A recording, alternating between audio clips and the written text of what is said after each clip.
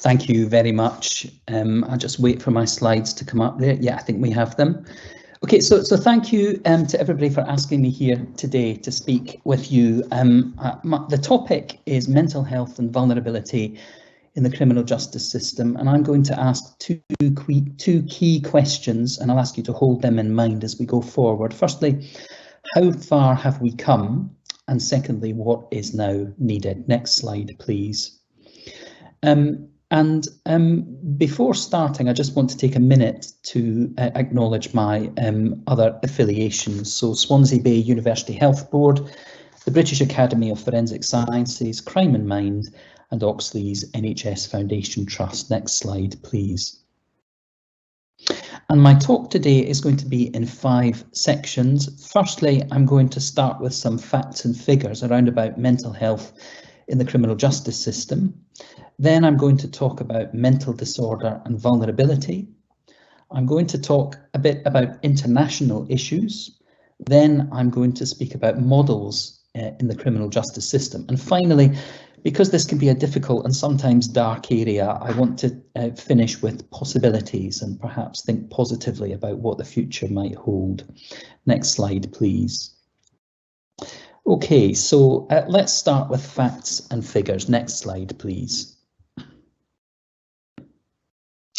And I'll start with the world prison population. In fact, you'll see in the bottom left-hand side of the slide here that the total world prison population is said to be of the order of 11 million people. That's probably an underestimate. It's probably closer to 12 million people. And you'll see in red percentage increases in the population since the millennium. The total world prison population has gone up by nearly 1/4 in that time, outstripping rises in the general population. Particular rises in Oceania, almost 90%, in the Americas 40%, and in bits of Latin America up to 175%, with a small reduction in Europe, mainly because of changes in Eastern Europe and the Russian Federation. Next, please.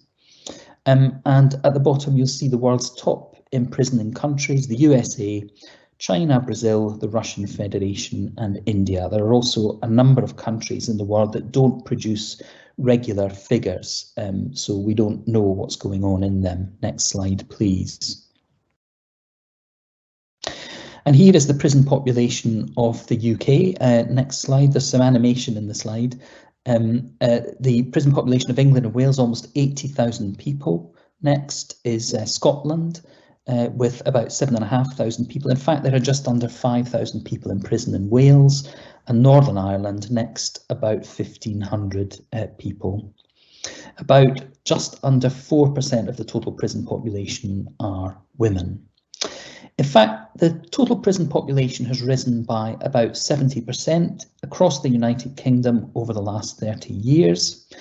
In England and Wales, in the year to June 2020, 47,000 people were sent to prison. But I just want to take a minute to consider whether we're doing the right thing by many of these people, because 65% had committed a non-violent offence and 47% were sentenced to 6 months or less, raising questions about whether, in fact, we need to be imprisoning these people and whether prison is, in fact, being overused. And just to emphasise that point, self-inflicted death is six times more likely in prison than amongst the general population. Scotland, England and Wales have the highest imprisonment rates in Western Europe. You can see on the left-hand side of the slide. Next slide, please.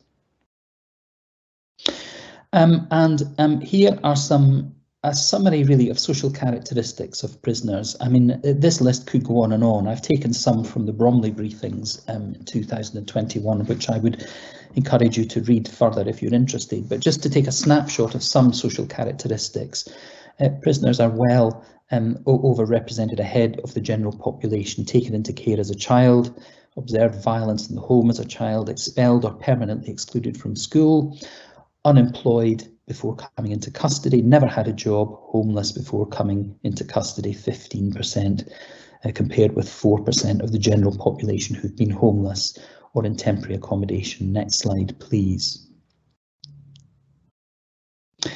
And this graph shows changes in the prison population of Great Britain since 1900. And I'll just take a minute to point out some things within that. So it actually shows percentage decrease initially and then percentage increases. You can see between the war years, so between the First and Second World War, the prison population is going down. Then from about 1960 onward, it starts to move forward. And then from the late 1990s, around about 1997, 8, 9, the prison population in England and Wales, and to an extent in Scotland, really start to motor forward. You can see Northern Ireland there, that looks like the population's decreasing, but in fact it's percentage increase, so it's still going up. Next slide, please.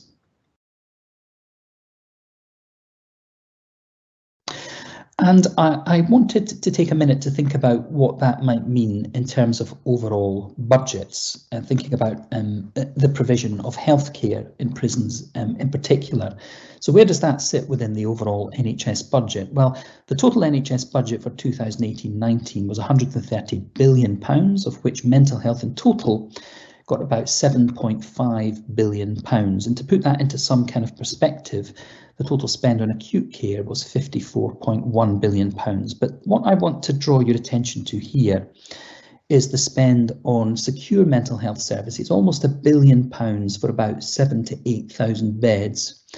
But by comparison, a spend for both physical and mental health care in prisons of £400 million. And over that time, about 200,000 people arrived in prison per annum. Next, please. And of course, as you know, we have a network of secure psychiatric hospitals, high, low, medium, secure specialist units, PQs, with about 7,000 to 8,000 beds in total. The total cost of an MSU place, about £165,000. That figure is from a couple of years ago. And the total spend, last I could see, on a place in prison is about £36,000. I think it's useful to look at those differentials when we think about moving forward. Next slide. Okay, so some facts. Next, please. So 2/3 of prisons in England and Wales are overcrowded. Next. Since 1994, the prison system has been overcrowded every year. England and Wales are not alone with that. In fact, every state in the world has, at some point, a history of overcrowding within its prisons. Next, please. Highest imprisonment rates in Western Europe. Next. 65% of those sentenced had committed a non-violent offence. Next. 47% sentenced to 6 months or less. Next. And in the year to June 2020, 282 people died in prison. And in that time, there were something like 70 self-inflicted deaths. I should say I looked at the figures until June 2021 to compare, and the numbers are around about 400, just under 400, I think. And of them, about 150 deaths were said to be attributable to COVID, and around 80 were said to be self-inflicted at that time. Next, please. During COVID, everybody's been confined to their cell for 23 plus hours per day. I invite you just to take a minute to think what that must be like. Next. And during that time, court backlogs have increased very substantially. There was a backlog of about 40,000 Crown Court cases before the pandemic. That has gone up by 25%. Our court system is quite frankly now in crisis. Next slide. And self-harm has been going up. Within prisons, of course, austerity started just after 2010. And I think you'll see that as austerity moved forward, so incidents of self-harm in prisons also increased very substantially. The figures there for 2020, very alarming indeed. Next slide. And it's also a similar story with assaults and violence in prison. The pink line shows assaults per 1,000 prisoners. and the red part of the graph shows serious assaults per 1,000 prisoners. Again, these figures are from the Bromley briefings. Next slide, please. Okay, so that's the first part of my talk, and there's some facts and figures that I hope are of interest to you. Next, I want to go on and talk about mental disorder and vulnerability in prisons. And a good place to start, I think, is with morbidity levels. Next. So we know that psychosis is overrepresented amongst male and female prisoners, as is depression. Next. Intellectual disability said to be present between 0.5 and 1.5% of prisoners. Next. ADHD said to be present in approximately a quarter of prisoners. That's the screened research prevalence, particularly amongst remand prisoners. Post-traumatic stress disorder overrepresented 6.2% of men, 21.1% of women. Next. And personality disorder said to be present in 65% of prisoners. Next slide. And here's a paper I want to draw your attention to briefly. Emma Facer, Irwin and others who looked at PTSD and complex PTSD in sentenced male prisoners and found an ICD-11 prevalence of 7.7% of PTSD, 16.7% of complex PTSD. Now, we did some arithmetic around about the prisons in Wales, and what that means is probably just short of 900 prisoners in Wales alone with complex PTSD. And at the moment, very few of them are receiving the sort of care and treatment that is recommended for complex PTSD. Next slide.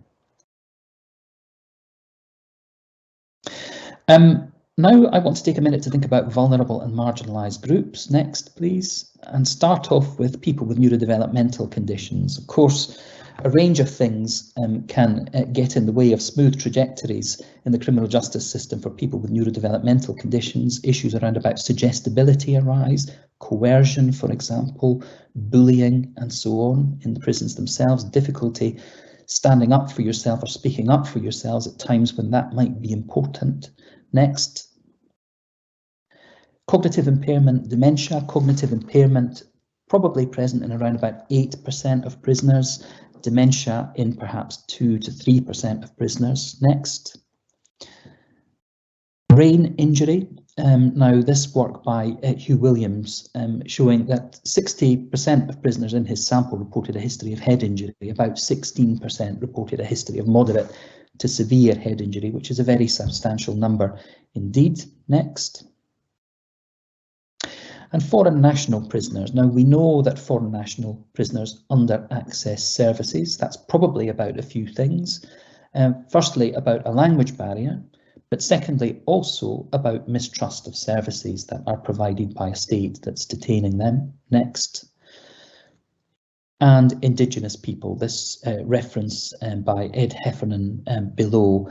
But really, Indigenous people, wherever you go in the world, we know present with increased levels of mental health conditions and addictions, and that needs to be factored in to any service provision that considers them. Next slide.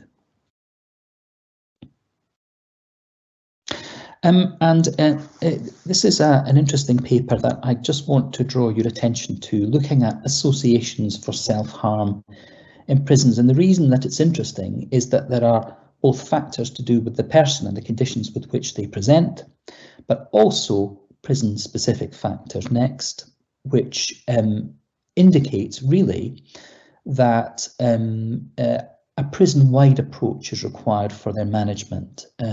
So a comprehensive approach that's multi-agency and multidisciplinary. And the sort of factors that are important, some of them we know about already: current or recent suicidal ideas, lifetime history of suicidal ideation, previous self-harm, current psychiatric diagnosis, especially depression and borderline personality disorder, but also prison-specific factors, solitary confinement in particular, disciplinary infractions, and sexual or physical victimization while in prison. So these are things really to look out for people who are detained in prison and requiring mental health support. Next slide. Okay, so part 3 of my talk, I want to now consider some international issues. Next slide. And across the world, there are really a range of concerning issues that I think we need to think about. And I'll take a deep dive into some of them in a moment.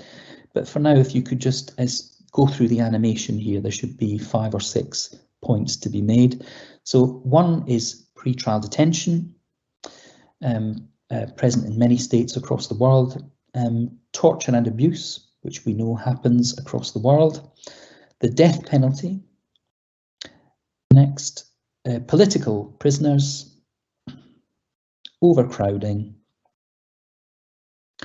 and states actually hiding information from the international community and not making it available.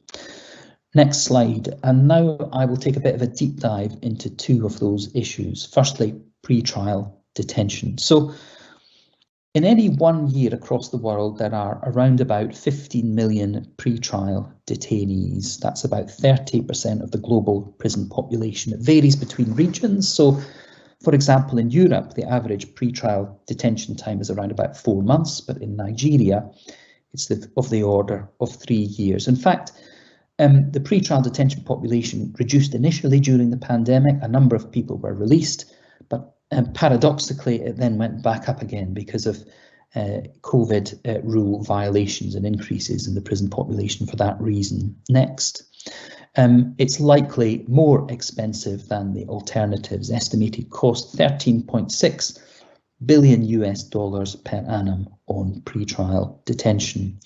And why are people held for so long in prisons before they go to trial or before they receive a conviction? Across the world, numerous problems, difficulty paying fees, lack of alternatives to imprisonment. Many people just know very little about what rights they have, and in some states there are not enough lawyers, there's inadequate legal aid, and of course, I spoke about it before, but in some states there is frank violence and abuse, such as, for example, people being tortured to gain confessions. Next. And the second thing I want to focus on briefly here is the death penalty. There were 657 executions in 20 countries in 2019. Countries executing the most people: China, Iran, Saudi Arabia, Iraq, and Egypt. At any one time, about 27,000 people across the world subject to death sentences, but a huge problem in that many of the proceedings resulting in these death sentences did not meet international standards for fair trials. Next.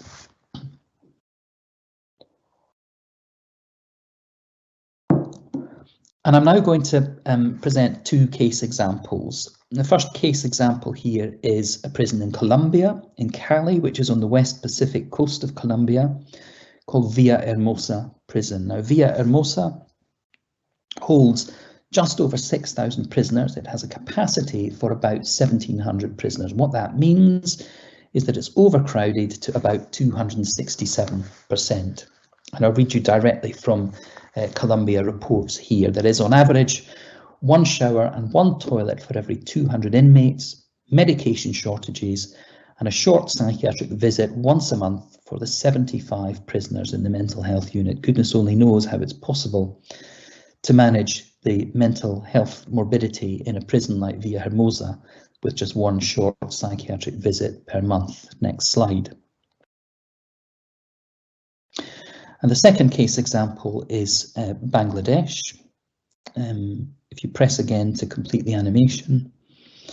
Bangladesh is a low middle income country of 170 million people with a high population density. The whole country has about 220 psychiatrists and about 50 clinical psychologists. The prisons have around about 73,000 people. The vast majority, 3/4, are held on pre-trial detention. Around about 1,200 are awaiting the death penalty. In terms of mental health provision, there are no formal mental health services. I wrote a paper on this with colleagues last year. There's 1 psychology post for the whole country. And at the time of writing, that post was vacant. There is no systematic screening. Although acutely unwell people can be referred to hospital, there is an almost entire absence of research in this particular area. Next slide, please. So I hope that these case examples have given you a measure of the extent of the challenges that we face internationally. And these challenges are human rights and social justice challenges. Next slide. And they are also challenges around about trying to set and deliver upon minimum standards. And you may be aware, those of you who work in this area, that the Royal College Quality Network for Prison Mental Health Services has been setting minimum standards across England and in Wales now. But what we need are internationally agreed minimum standards. And we already have these, and I'm going to tell you about them in a minute. Next slide.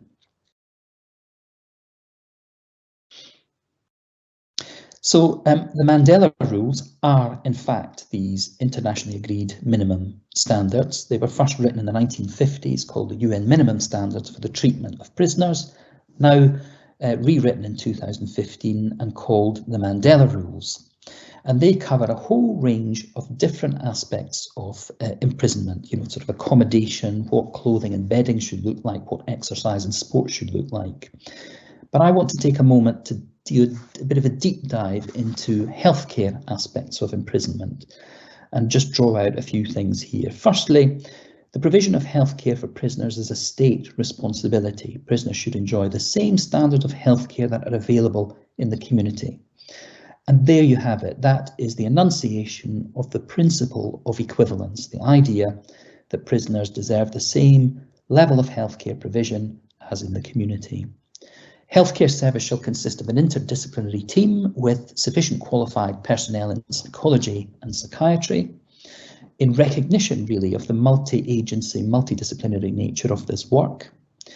All prisons shall ensure prompt access to medical attention in urgent cases. That includes cases of acute mental health conditions. And I encourage you to think about whether in your own services that is actually happening. Clinical decisions may only be taken by the responsible healthcare professional and may not be overruled or ignored by non-medical prison staff. I think people who've worked in prisons will tell you that that is a recurring issue and one that can be difficult to stand your ground with, but nonetheless very necessary. Next slide, please. And this is an image of the cell at Robben Island Prison, where Nelson Mandela spent many of the 27 years he spent in prison, much of that time in solitary confinement. Next slide. Okay, now I'm moving on to the fourth part of my talk, models and the criminal justice pathway. Next slide, please. So there are a few animations in this slide. If you could just click maybe twice, that will complete them. So it's tempting to think of the criminal justice system as a pathway. Indeed, it looks like a pathway. You enter at one point from the street to police custody, you move to the court. Some people move on to prison, go back to court, back to prison, and then back to the community. And that looks like a very neat pathway indeed, except, of course, that people leave at all different points along the way. They may not be arrested in the first place. They might not be charged in police custody. They may be released from the courts. And at all different points along the criminal justice pathway, they can be diverted away to hospital if they have acute conditions, or to other alternatives to custody, including community sentences. And I would encourage you to think, therefore, of pathways in the criminal justice system as complex. Indeed, myriad different types of pathways are possible for individuals, and that can be the challenge when thinking about delivering and designing services. Next slide. Again, there are a few animations in this slide, so if you click a few times to complete it. I want to tell you about a stepped care model, and the stepped care model is the model that most prison in-reach teams use at the moment. At steps 4 and 5 of this model, at the top of the model, that is where mental health in-reach teams reside. So that is complex conditions, severe conditions in which there might be a risk to life or severe neglect, where specialist treatments are required, sometimes combined treatments and so on. And then if you look below that, you'll see steps 3 and 2 of the model, and that is generally where primary care mental health teams in prisons operate. So mild to moderate depression, for example. And then step 1 of this model is the point of recognition. Great thing about this model in theory is that you can see that people can move up and down the different steps of the model. Whether, I mean, having worked in many prisons, I don't think I've worked anywhere where it actually works like that in practice, but nonetheless, the theoretical potential is there and you can see it. Next slide, please. And another model I want to tell you about is the STARE model. And STARE describes the different parts of healthcare provision within prison. If you click again, it'll bring up the references. And the important part of STARE is screening at the beginning. A paper I draw your attention to is one by Sandy Simpson. The second paper on this list here, a review of reviews of correctional mental health services. Screening, quite simply, is a must for people coming into prison. It simply must happen. Followed by triage, which is an administrative process that moves people into the different clinical pathways required. Assessment and intervention should be provided in the same way as they're provided in the general community. More of that in a moment. And reintegration, which is the point at which people leave prison and go back to the community. And that is something I'll take a deep dive into right now. Next slide, please. So we know that release is a time of considerable risk. We know it's a time of increased suicide from Dan Pratt's work. Stuart Kinner's work, we know it's a time of increased fatal overdose.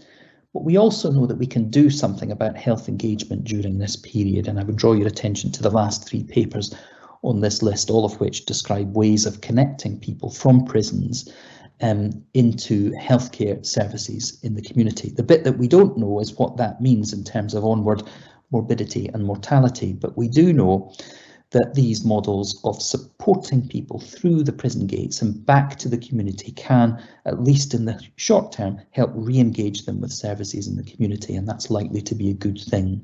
Next slide. So I hinted at this question earlier. Can generic models of care still be justified? I mean, most mental health services in prisons have been put together on the basis of mental health in-reach teams, but really these one-size-fits-all teams may, I would argue, struggle around about conditions such as intellectual disabilities, autism spectrum disorders, cognitive impairment and dementia, the provision of memory clinics, complex PTSD, head injury, and so on. And therefore, I would start to argue that it's now time for us to think again about our generic models of care and start to introduce specialist models in these particular areas. Next slide.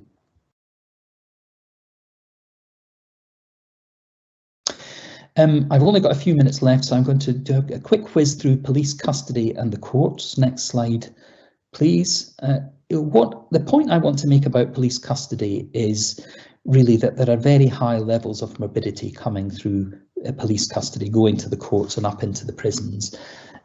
But we know from the research evidence and really the last 3 papers here that we should be screening. And we know that when we do screen that it makes a difference. But yet nationally, we haven't yet moved to a model in which we're doing screening as we should. So that's the take-home message really from this slide. Next slide. Here's a study we did in South London. We looked at 1,100 mental health referrals in police custody. I'll just take a moment to tell you about that. I mean, it's still the morbidity levels that we encountered were absolutely staggering. Something like 60% of people had a history of hospitalisation, 60% under the care of mental health teams in the community, 10% acutely unwell when we saw them. Next slide, please. And it's a similar story with the courts, if you press to bring on the animations. And of course, we have seen in England and Wales over the last 20 and then again over the last sort of 10 to 12 years, the stepwise development of liaison and diversion services to assist in that area. Next slide, please.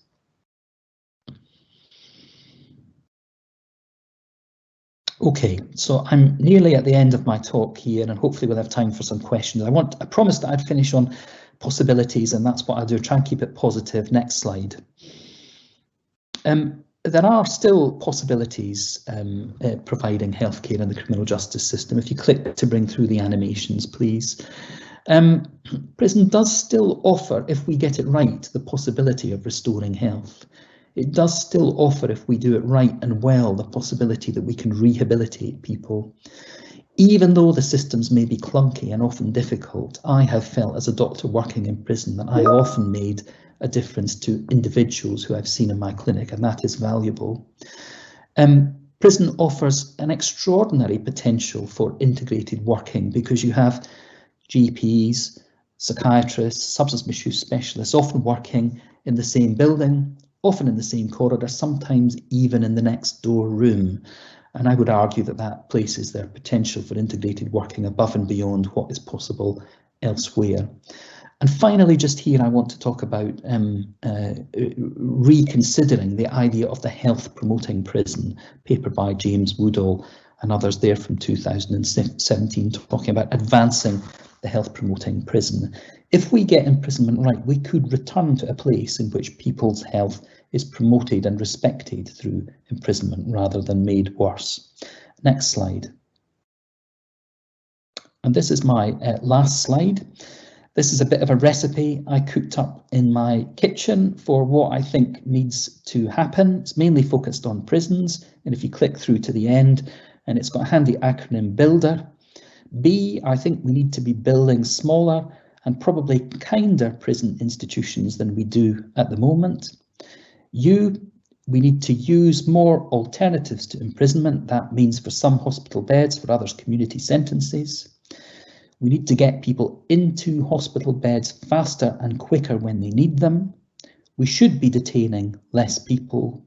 We should be using more community sentences. And the final ER of the builder is effective rehabilitation. In order to do effective rehabilitation, of course, our prisons have to be safe. And therefore, a good place to start is by reducing the extraordinary levels of self-harm and violence that we've seen in recent years. Thank you very much.